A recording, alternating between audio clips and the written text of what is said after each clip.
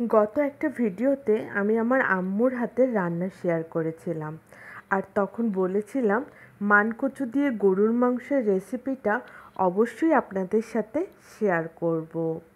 শীতের মধ্যে আম্মু যখন এসেছিল তখন যে রান্নাগুলো হয়েছিল আমি সবগুলো ভিডিও করে রাখতে পারিনি।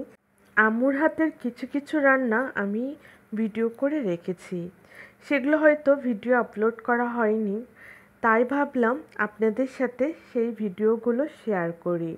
আর এর পরে যখন আম্মু এসেছে তখন আমি কোনো ভিডিওই করতে পারিনি। আসসালামু আলাইকুম everyone, welcome back to my channel. কেমন আছেন সবাই? আলহামদুলিল্লাহ, আমরাও ভালো আছি। আজ আপনাদের সাথে মানকচু দিয়ে গরুর মাংসের রেসিপিটা আম্মু রান্না করেছে সেটাই শেয়ার করব আপনাদের সাথে। মানকচুটা এখানে কেটে ধুয়ে পরিষ্কার করে রেখেছি, গরুর মাংসটাও পরিষ্কার করে ধুয়ে রেখেছি।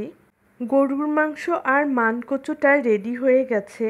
এই যে পেঁয়াজ কুচিটাও রেডি হয়ে গেছে, আর লাগবে বাটা মশলা।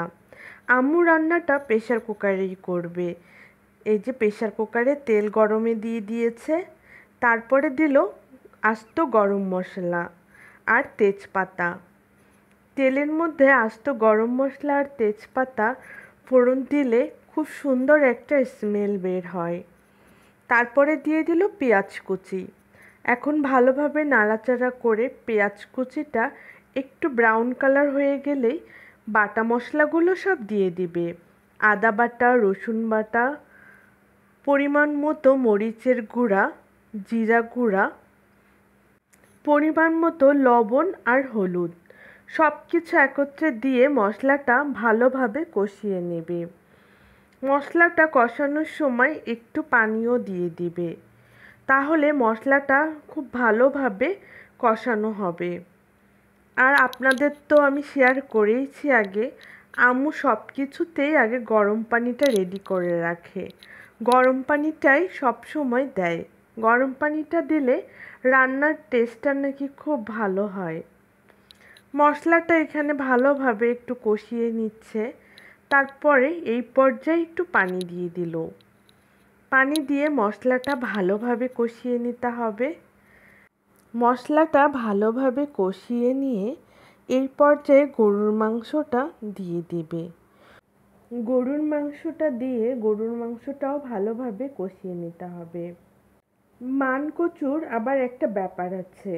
মানকচু, সব ধরনের মানকচুগুলো আবার খুব বেশি ভালো হয় না। কিছু কিছু মানকচু আছে আগেই সিদ্ধ করে বা একটু ভাপিয়ে নিয়ে পানিটা ফেলে দিতে হয়, না হলে মানকচুটা শক্ত হয়ে থাকে অনেক সময়। আবার অনেক সময় মানকচুটা গলা ধরে। এই জন্য মানকচুটা একটু সিদ্ধ করে ভাপিয়ে পানি ফেলে দিয়ে একটু প্রস্তুত করে নিতে হয়। কিন্তু কিছু কিছু মানকচু আছে খুবই ভালো, তখন আর ওটা আলাদা করে সিদ্ধ করে নিতে হয় না, পানিও ফেলে দিতে হয় না।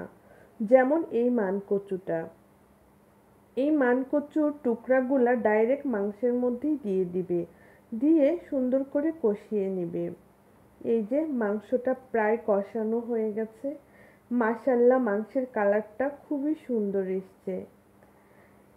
মানকচুটা দিয়ে ভালোভাবে কষিয়ে নিয়ে তারপরে একটু ঢাকা দিয়ে দিতে হবে।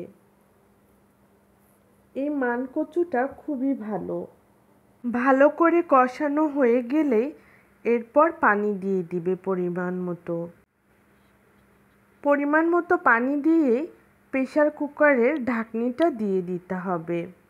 তারপরে 2টা সিটি দিলেই মোটামুটি গরুর মাংস দিয়ে মানকচু রেডি হয়ে যাবে।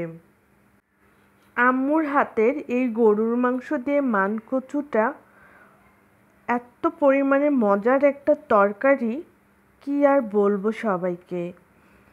এরকম তরকারি রান্না করলে হাঁড়ির ভাতই শেষ হয়ে যাবে, এত টেস্ট হয় আম্মুর হাতের এই তরকারিটা। আমার মনে হয় সব মায়ের হাতের তরকারি খুব মজা হয়। মায়েরা তো ভালোবেসে রান্না করে সন্তানদের জন্য, তাই যে কোনো তরকারি মায়েদের হাতের রান্না খুবই মজা লাগে। এই যে আমার গরুর মাংস দিয়ে মানকচু রেডি। দেখুন মাশাআল্লাহ, দেখতে খুবই সুন্দর হয়েছে। আপনারা কে কে গরুর মাংস দিয়ে মানকচুর রেসিপিটা খেয়েছেন আমাকে প্লিজ কমেন্ট করে জানাবেন। আর যারা খাননি তারা এই রেসিপিটা বাসায় অবশ্যই একবার ট্রাই করবেন আর আমাকে কমেন্ট করে জানাবেন। আর অবশ্যই একটা লাইক দিবেন, লাইক দিয়ে ভিডিওটা ফুল ওয়াচ করবেন।